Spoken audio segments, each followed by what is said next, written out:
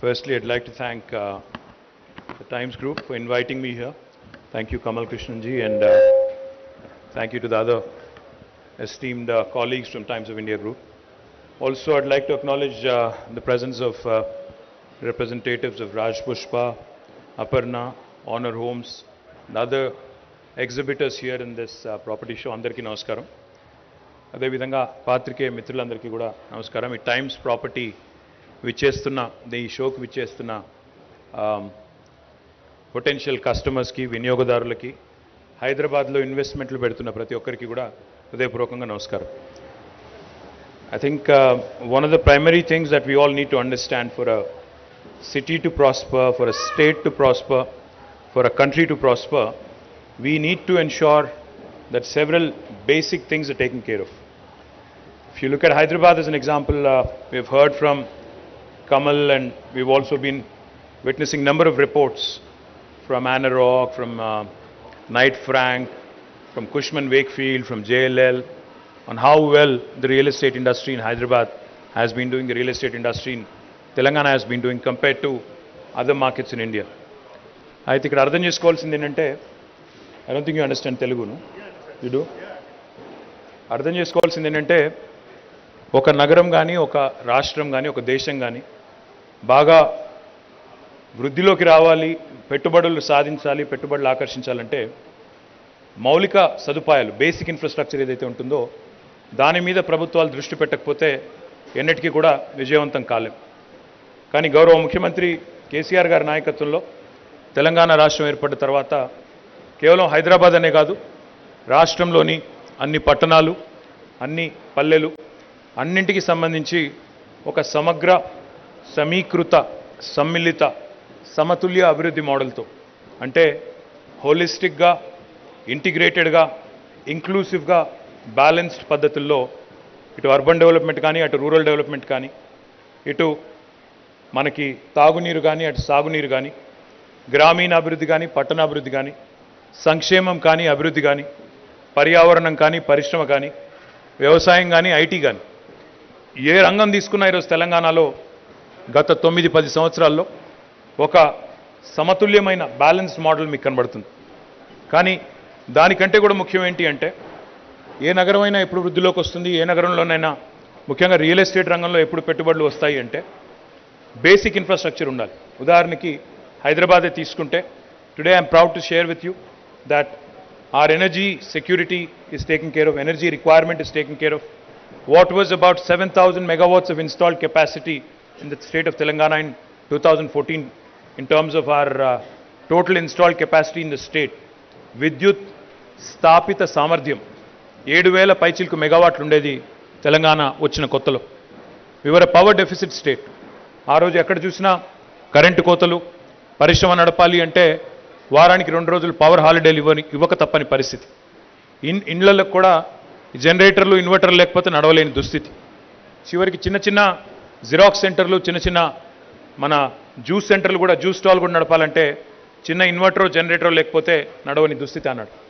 కానీ ఈరోజు 7,000 మెగావాట్ల నుంచి ఇవాళ దాదాపు 26,000 మెగావాట్ల స్థాయికి మనం ఎనర్జీ సెక్టర్లో, పవర్ సెక్టర్లో ఒకదానిలో చేరుకున్నాం.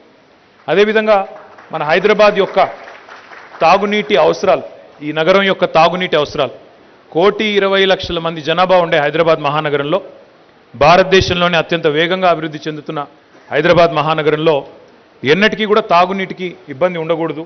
ఎందుకంటే నేను చిన్నప్పటి నుంచి చూస్తూ ఉన్నా హైదరాబాద్లో, ఎప్పుడు చూసినా ఎండాకాలం వచ్చింది అంటే ట్యాంకర్లు లేకుండా, ఎండాకాలం వచ్చింది అంటే మరి గల్లీలలో, బస్తీలలో కొట్లాటలు లేకుండా మంచినీళ్ళు వచ్చే పరిస్థితి లేదు.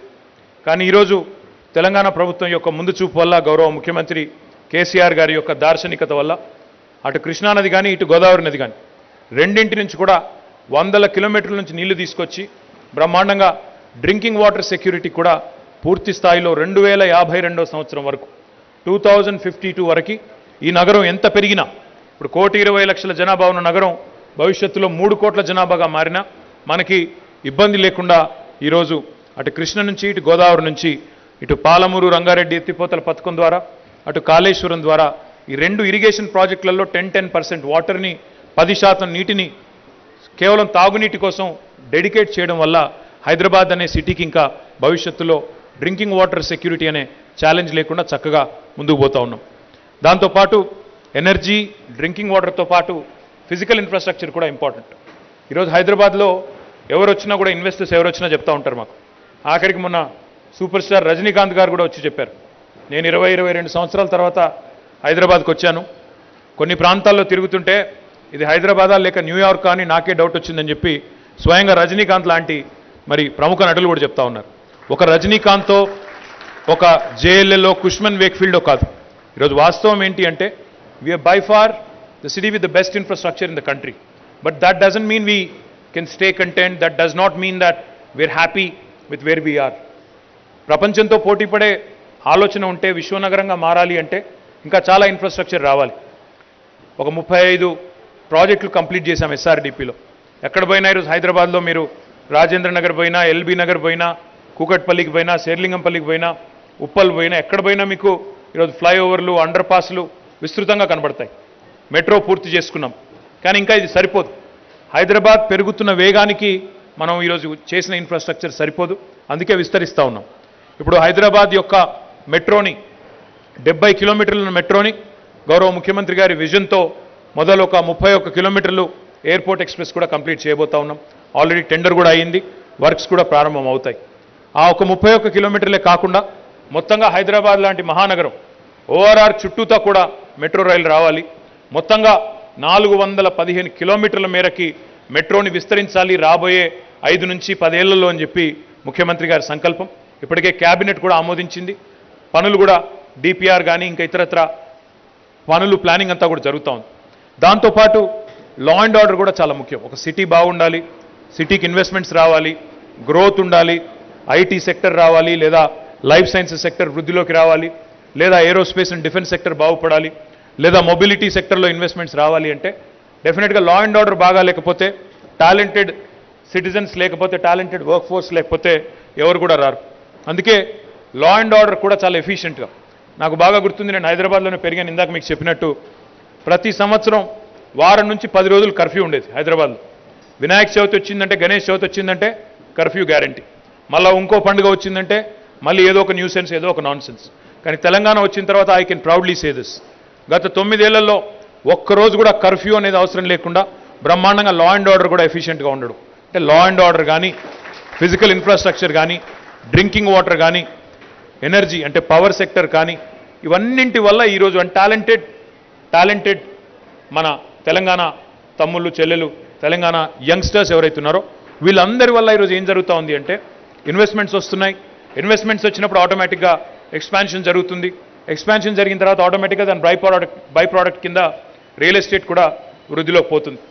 చాలామంది రియల్ ఎస్టేట్ అంటే ఏమనుకుంటారంటే ఇది కొనడం అమ్మడం అనుకుంటారు. కానీ రియల్ ఎస్టేట్ ఒక ఇండస్ట్రీ. నిజంగా చెప్పాలి అంటే it employees more than 3 million people in one state Telangana. ఈరోజు రియల్ ఎస్టేట్ కేవలం హైదరాబాద్కే పరిమితం కాలేదు.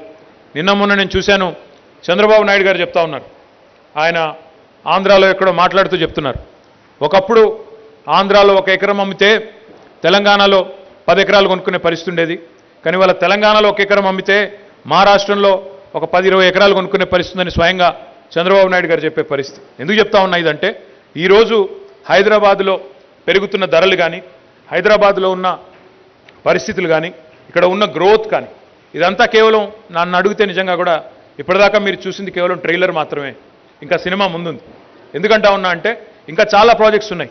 మెట్రో విస్తరించబోతా ఉంది, మూసీ ప్రాజెక్ట్ కంప్లీట్ చేయాలి, ఇంకా చాలా ఆలోచనలు, చాలా గొప్ప విజన్ ఉన్న నాయకుడు ముఖ్యమంత్రిగా కేసీఆర్ గారి రూపంలో మనకున్నారు. కాబట్టి I compliment Times for organizing this, but at the same time I also request our builders in Hyderabad to compete with the best in the world. See, I keep looking at these Instagram reels. అందులో మా హైదరాబాద్ ఇంత అందంగా ఉంది, అంత అందంగా ఉంది అని చెప్పి పిల్లలు పెడతా ఉంటారు. కానీ ఈ అందం సరిపోదు. If we have to compete with the global, cities, and if you really want to be a global metropolis, I think we have to do a lot more. నేను చాలాసార్లు చెప్పాను ఇక్కడ ఉన్న బిల్డర్స్కి, మీరు ఆ డబ్బా లాంటి బిల్డింగ్లు కడితే ఎవరు రారు. పోటీ ప్రపంచంలో మంచి landscape, because what you're adding when you're building a skyscraper is essentially you're redefining the skyline of Hyderabad, you're redefining the beauty of Hyderabad. Today when somebody mentions New York, what you think of is immediately Manhattan. Even though there is Long Island, even though there is Queens and Brooklyn, everybody thinks only of Manhattan. Likewise, Hyderabad అనగానే కొంతమంది మమ్మల్ని విమర్శ చేస్తూ ఉంటారు. హైదరాబాద్ అంటే కేవలం గచ్చిబౌలినా, కేవలం కొండాపుర, మాదాపుర అని. ప్రతి ఊళ్ళో న్యూయార్క్లో కూడా బ్రాంక్స్ ఉంది, న్యూయార్క్లో కూడా లాంగ్ ఐలాండ్ ఉంది, న్యూయార్క్లో కూడా క్వీన్స్ ఉంది, న్యూయార్క్లో కూడా బ్రుక్లిన్ ఉంది. కానీ న్యూయార్క్ అనేసరికి గుర్తొచ్చేది మాత్రం మ్యాన్హాటన్. కాబట్టి ప్రతి నగరంలో కూడా ఒక స్కై లైను, స్కై స్క్రేపర్స్. ఇప్పుడు హైదరాబాద్లో బాంబే తర్వాత we are going to be the second largest in terms of number of skyscrapers. ఒక్క హెచ్ఎండిఏ దగ్గర దాదాపు నాకున్న అవగాహన మేరకి కనీసం 12 పర్మిషన్స్, కనీసం 57 అంతస్తుల పైగా కడతామని చెప్పి 12కు పైగా పర్మిషన్స్ అన్ని కూడా మొన్న మధ్యన ఇచ్చున్నారు. అంటే what is going to happen is this city is going to be a city with sky scrapers.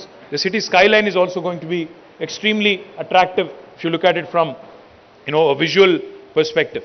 But what needs to also happen is, in the case of some global cities like San Francisco, the cities in fact have mandated, మీరు డబ్బా బిల్డింగ్లు కడితే కుదరదు, మీరు అందమైన బిల్డింగ్లు కట్టాలి, innovative డిజైన్స్తో రావాలి అని చెప్పి మ్యాండేట్ చేశారు కొన్ని దేశాల్లో, కొన్ని నగరాల్లో. హైదరాబాద్లో కూడా నేను కోరేది ఏమంటే, in this competitive world, if you have to attract investments, if you have to attract buyers, I think you'll have to ensure that the green standards are met with, green building norms are met with, compliance with the building council norms are met with. At the same time, most importantly, like I said, elevations, the interiors also need to be of world standard. నిజంగా కూడా ఇప్పుడు హైదరాబాద్లో rates చూస్తూ ఉంటే అప్పుడప్పుడు నాకు కూడా భయం వేస్తూ ఉంటుంది. ఎందుకంటే I don't want the city to lose the affordability tag. I don't want this city to ever be called an expensive city. Even as of today, we are the second most affordable city in India with an average per square feet price of 4,450. This is not my number. This is a study of Anarok Group. My humble request to all the builders is, please don't only focus on the western part of Hyderabad. Kokapet or Gachibowli or Puppalguda, these are all attractive, I understand. Investors want to go there, I understand. But I have been trying hard, as a government, we've been trying hard to also grow other parts of Hyderabad. Infrastructure ఈరోజు మీరు చూస్తే eastern part of హైదరాబాద్లో ఏం తక్కువ లేదు. ఇవాళ ఒక నాగోలో, ఒక ఎల్బీ నగరో, ఒక ఉప్పలో మీరు చూస్తే అక్కడ కూడా అన్ని హంగులు ఉన్నాయి. In fact lot of employees who work in IT sector and other sectors also travel all the way from those other parts of Hyderabad. What we also need to do is start focusing on the eastern side, start focusing on southern side and also the northern part of Hyderabad, not obsess about west. ఎందుకంటే ఎంత ఎక్కువ ఇక్కడ వెస్ట్లో మనం congest చేస్తే, ఎంత ఎక్కువ density పెంచితే అంత డేంజర్ హైదరాబాద్కి. Because we don't want to end up like Bengaluru, we don't want to see our infrastructure crumbling. So my humble request to the developers, to also media, is to also start promoting the virtues of the eastern, southern and northern part of Hyderabad, because we have some very ambitious infrastructure plans. Metro విస్తరణ కానీ లేదా ఇతర అవకాశాలు కానీ అందరికీ హైదరాబాద్ నలుమూలల, ఎందుకంటే హైదరాబాద్ గురించి ఇంత హైదరాబాదే ఉందా ఇంకేం లేదా అని అడుగుతూ ఉంటారు కొంతమంది, వేరే పట్టణాలు లేవా అని. వాస్తవం ఏంటి అంటే, మహాత్మా గాంధీ ఎప్పుడో చెప్పారు భారతదేశం పల్లెల్లో నివసిస్తుంది అని. వాస్తవమే, 70% భారతదేశం ఇంకా పల్లెల్లో నివసిస్తోంది. 53% తెలంగాణ కూడా ఇంకా పల్లెల్లోనే ఉంది.